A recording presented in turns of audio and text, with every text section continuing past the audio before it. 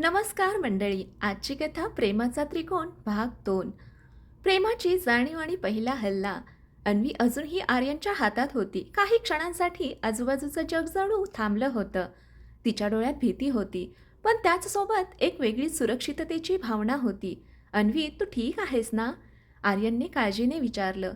ती भानावर आली आणि पटकन त्याच्या हातातून स्वतःला सावरत उभी राहिली. हो, मी ठीक आहे. तेवढ्यात त्या वृद्धाजी तिच्या जवळ आल्या. बाळा, देव तुझं भलं करो. तू नसतीस तर आज माझा जीव गेला असता. अन्वीने हसत त्यांच्या पाया पडली. आजी, माझ्यासाठी आशीर्वाद द्या, तेच पुरेसं आहे. आजींनी तिच्या डोक्यावर हात ठेवला. तुझ्या आयुष्यात खूप प्रेम येईल, पण त्या प्रेमाची मोठी परीक्षा होईल. हे शब्द ऐकून अन्वी आणि आर्यन दोघेही क्षणभर शांत झाले. रस्त्याच्या दुसऱ्या बाजूला उभा असलेला विहान हे सगळं पाहत होता. त्याच्या मनात विचारांचं वादळ उठलं. अन्वी कधी माझ्याकडे अशा नजरेने पाहिलं नव्हतं. मग त्या आर्यनकडे का? तो स्वतःवरच रागावला. नाही, मी तिला गमावणार नाही. ऑफिसमध्ये आर्यनने अन्वीला आपल्या केबिनमध्ये बोलावलं. बस. सर, काही काम होतं का? काम आहे, पण आधी एक प्रश्न. अन्वीने त्याच्याकडे पाहिलं.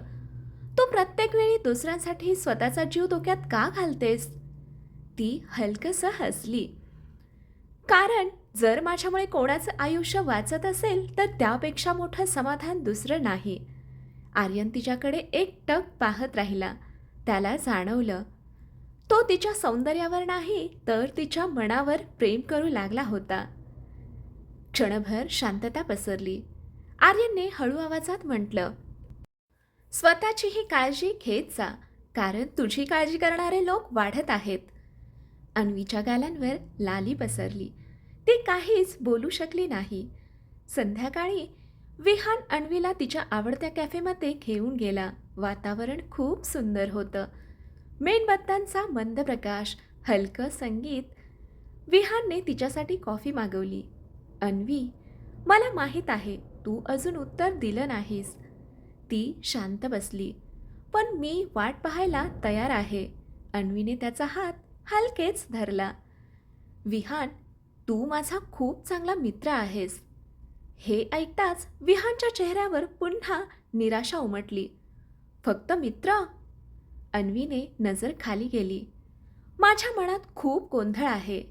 तो गोंधळ आर्यनमुळे आहे का? अन्वी तचकली. नाही, तसं काही नाही. मग त्याचं नाव ऐकल्यावर तू इतकी अस्वस्थ का होतेस? तिच्याकडे उत्तर नव्हतं.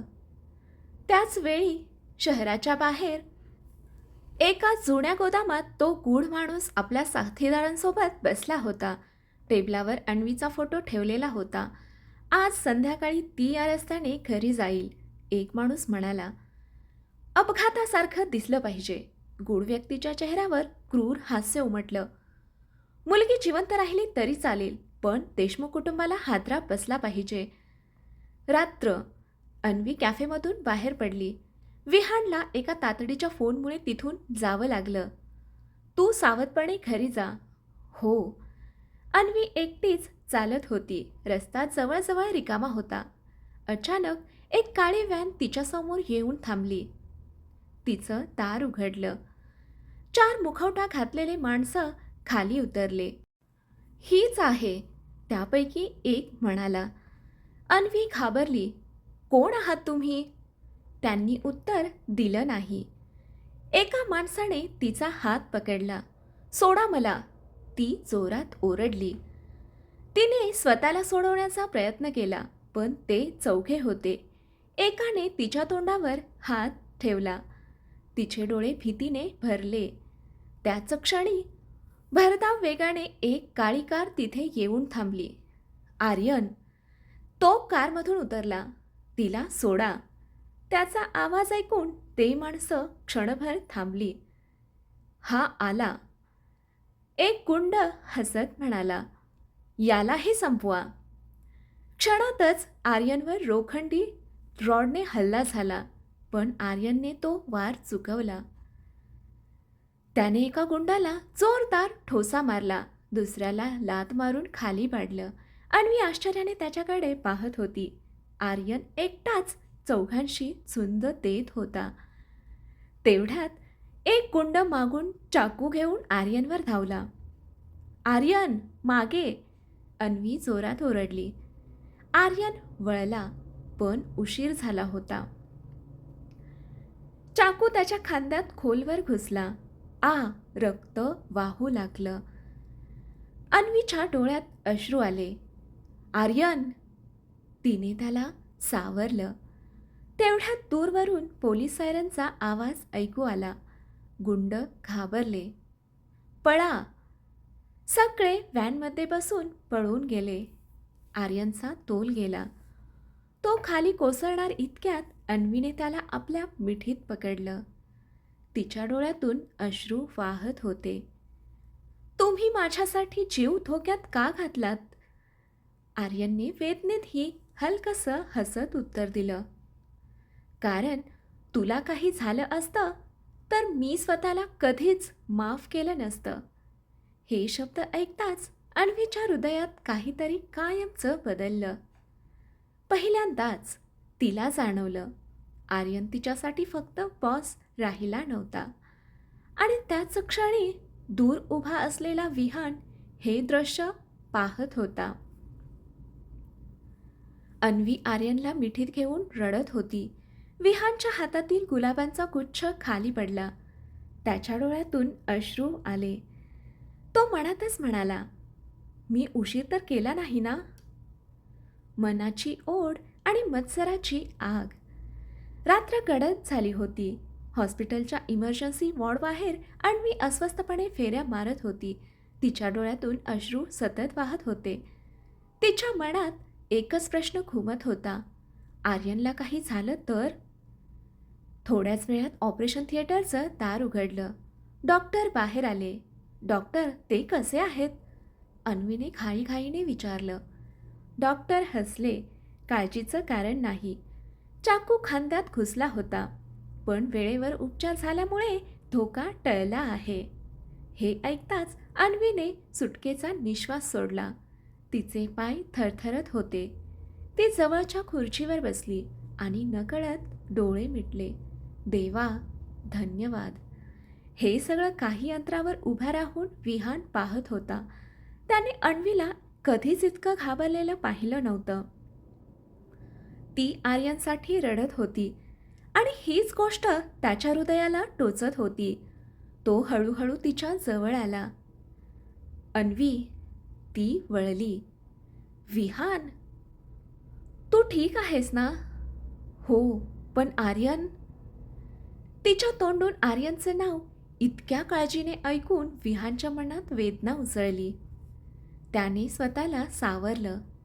चल, आता घरी जाऊ. अन्वीने नकारार्थी मान हलवली. नाही, ते शुद्धीवर येईपर्यंत मी इथून जाणार नाही. हे ऐकून विहान पूर्णपणे शांत झाला. त्याला उत्तरच सुचेना. सकाळ. आर्यनने हळूहळू डोळे उघडले. समोर खुर्चीवर बसलेली अन्वी दिसली. रात्रभर जागल्यामुळे तिचे डोळे लाल झाले होते. तिने त्याची हालचाल पाहिली आणि लगेच उठली. आर्यन, तुम्ही शुद्धीवर आलात?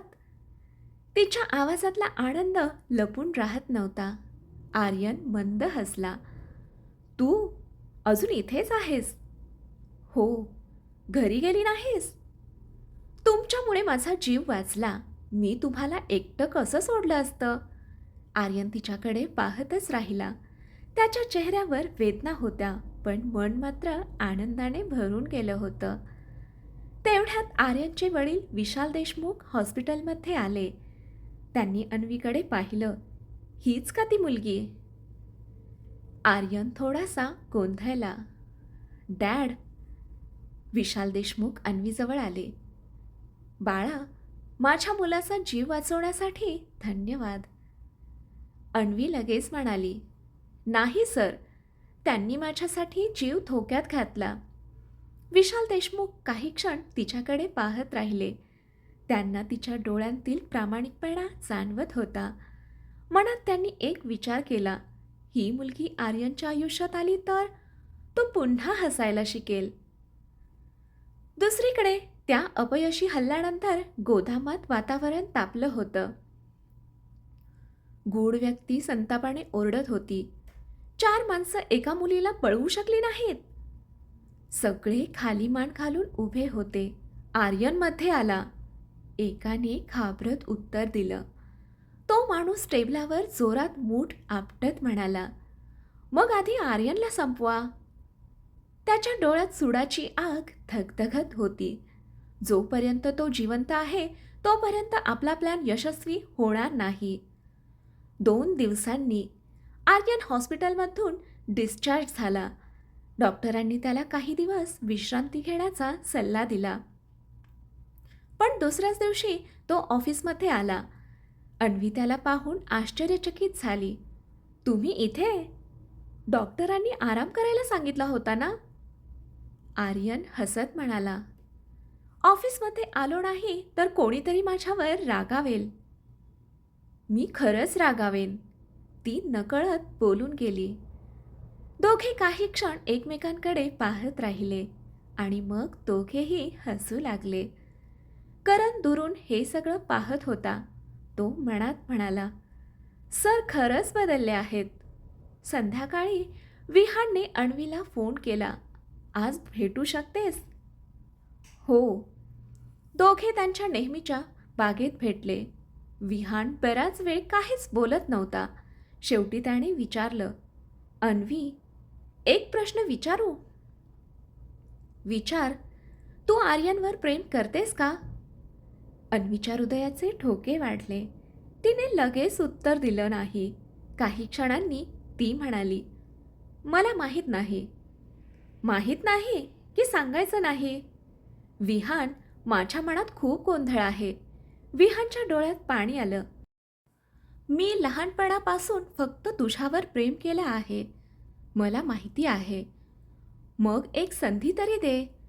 अन्वी काहीच बोलू शकली नाही. त्या रात्री अन्वी आपल्या खोलीत एकटी बसली होती. टेबलावर 2 वस्तू होत्या. एका बाजूला विहानने दिलेली अंगठी, दुसऱ्या बाजूला हॉस्पिटलमधून निघताना आर्यनने तिच्यासाठी आणलेलं छोटंसं पांढरं गुलाबाचं फूल.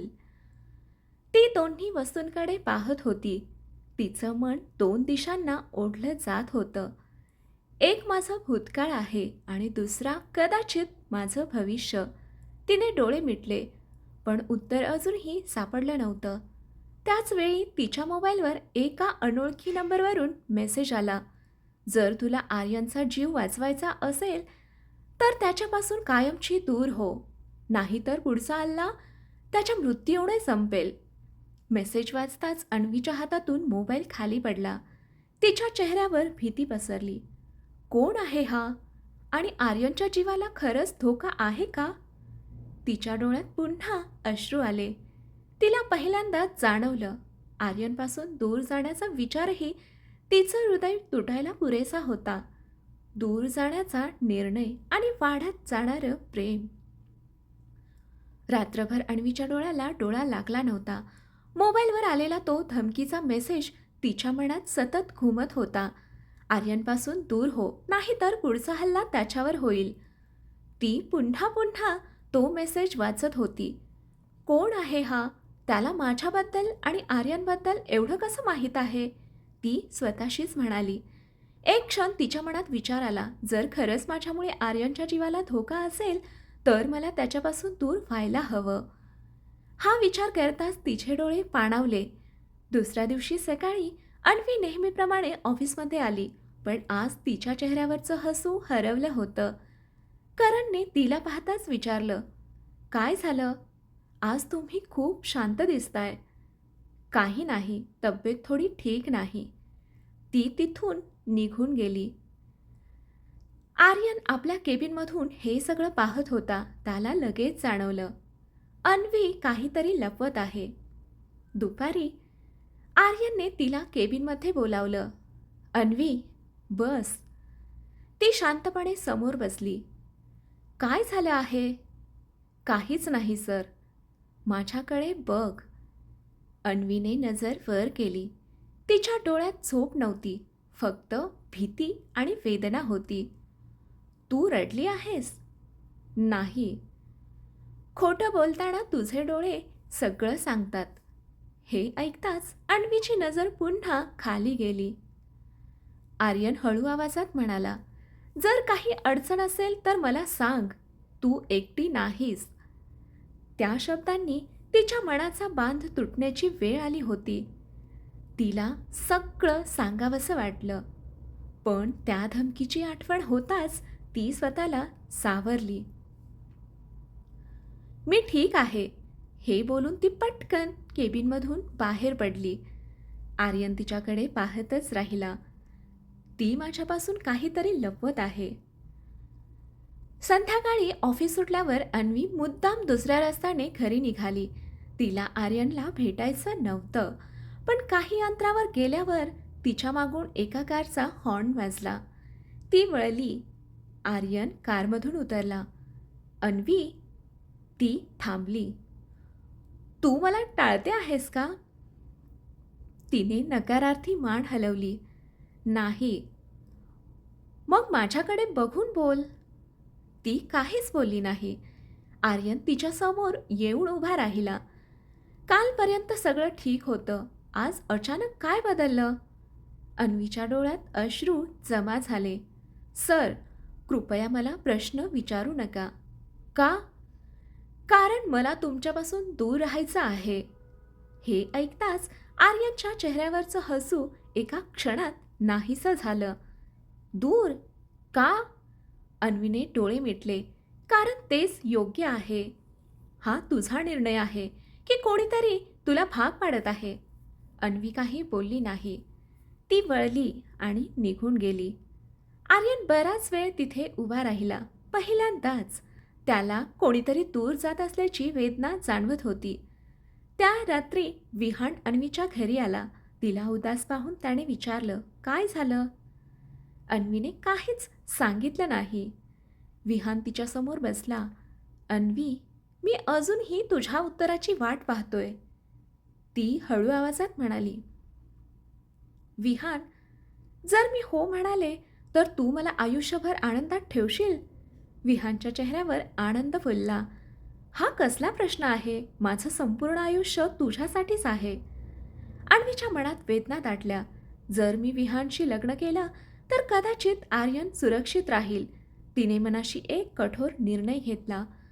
दुसऱ्या दिवशी आर्यन ऑफिसमध्ये आला, पण अन्वी आली नव्हती. "करण, अन्वी कुठे आहे?" "सर, तिने आज सुट्टी घेतली आहे." आर्यनला काळजी वाटू लागली. त्याचवेळी त्याच्या मोबाईलवर एक अनोळखी लिफाफा आला. त्यात एक फोटो होता. फोटोत अन्वी आणि विहान एकमेकांसमोर उभे होते आणि विहान तिच्या बोटात अंगठी घालत होता. आर्यनच्या हातातून फोटो खाली पडला. त्याच्या डोळ्यात वेदना स्पष्ट दिसत होती. म्हणजे तिने त्याची निवड केली. तो स्वतःशीच पुटपुटला. त्याला माहीत नव्हतं हा फोटो मुद्दाम वेगळ्या कोणातून काढला गेला होता. खरं तर त्या क्षणी अन्वी अंगठी स्वीकारत नव्हती, तर ती विहानला थांबवत होती. पण फोटो पाहून सत्य पूर्णपणे बदलल्यासारखं वाटत होतं. शहराच्या बाहेर त्या गूढ माणसाने तोच फोटो हातात घेतला आणि हसत म्हणाला, "पहिली चाल यशस्वी झाली." त्याच्या बाजूला उभा असलेला माणूस म्हणाला, "सर, आता पुढे?" तो खुर्चीत मागे रेलून बसला. आता आर्यनचं हृदय तुटेल आणि त्यानंतर त्याचं आयुष्य. त्याच्या ओठांवर एक भयानक स्मित उमटलं, पण त्याच क्षणी त्याच्या टेबलावर ठेवलेल्या फाईलमधून एक जुना फोटो खाली पडला. त्या फोटोत लहानपणीची अन्वी आणि तिच्या शेजारी उभा असलेला तोच गूढ माणूस. त्यांच्यात नेमकं नातं काय होतं आणि तो अन्वीच्या मागे का लागला होता? या प्रश्नांची उत्तरं अजूनही अंधारातच दडली होती. तुटलेलं हृदय आणि भूतकाळाचं गूढ सकाळ. आर्यन आपल्या केबिनमध्ये एकटाच बसला होता. टेबलावर तोच फोटो पडला होता. फोटोत विहान अन्वीच्या बोटात अंगठी घालत असल्याचं स्पष्ट दिसत होतं. रात्रभर त्याने एक मिनिटही डोळा लावला नव्हता. त्याच्या मनात एकच विचार होता, मी पुन्हा उशीर केला. लहानपणी त्याने आईला गमावलं होतं आणि आता जिच्यावर तो मनापासून प्रेम करू लागला होता तीही दुसऱ्याची होणार होती. त्याने हळूच फोटो हातात घेतला. त्याच्या डोळ्यात पाणी तरळलं. अन्वी, जर तुझ्या आनंदात विहाण असेल तर मी मागे हटेन. इतकं बोलून त्याने फोटो ड्रॉवरमध्ये ठेवला. पण त्याचं हृदय मात्र हजार तुकड्यात तुटलं होतं. दुसरीकडे अन्वी आपल्या खोलीत बसून त्या धमकीच्या मेसेजकडे पाहत होती.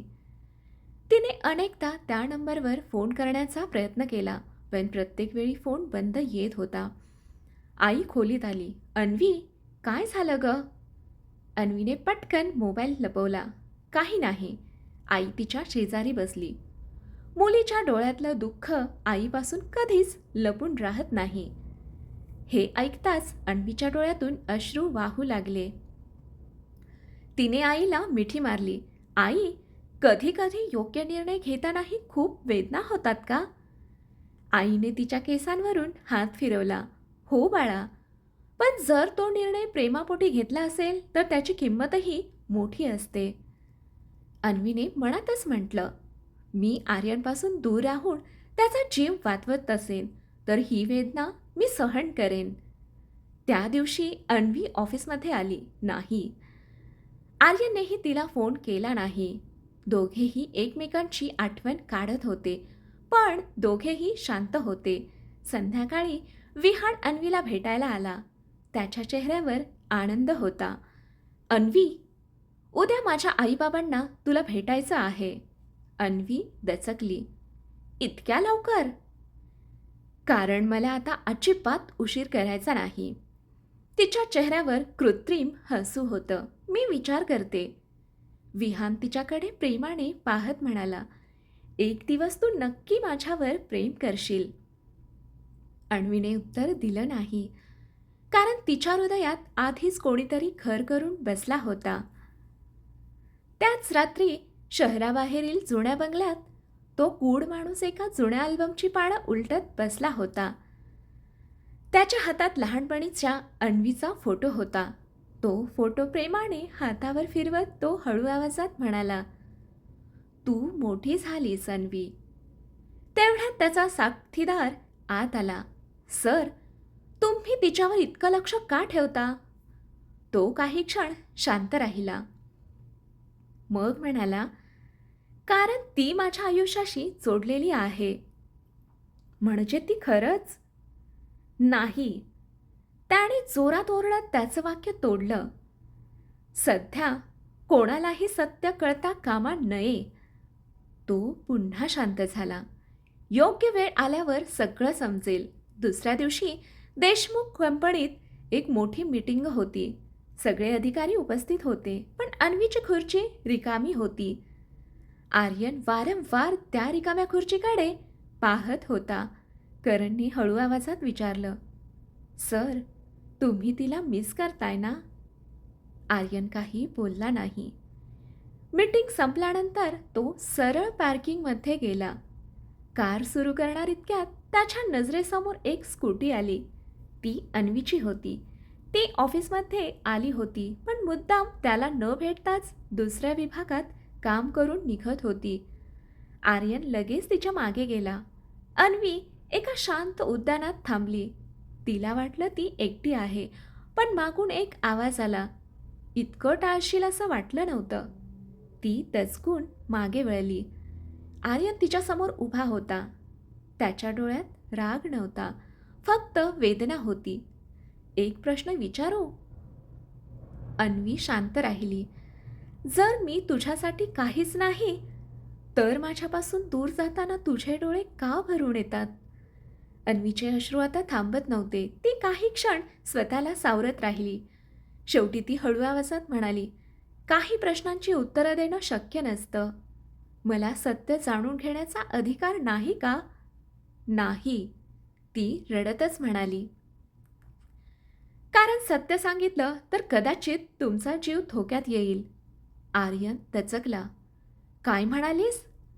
अन्वीला जाणवलं की तिच्या तोंडून मोठी गोष्ट बाहेर पडली आहे.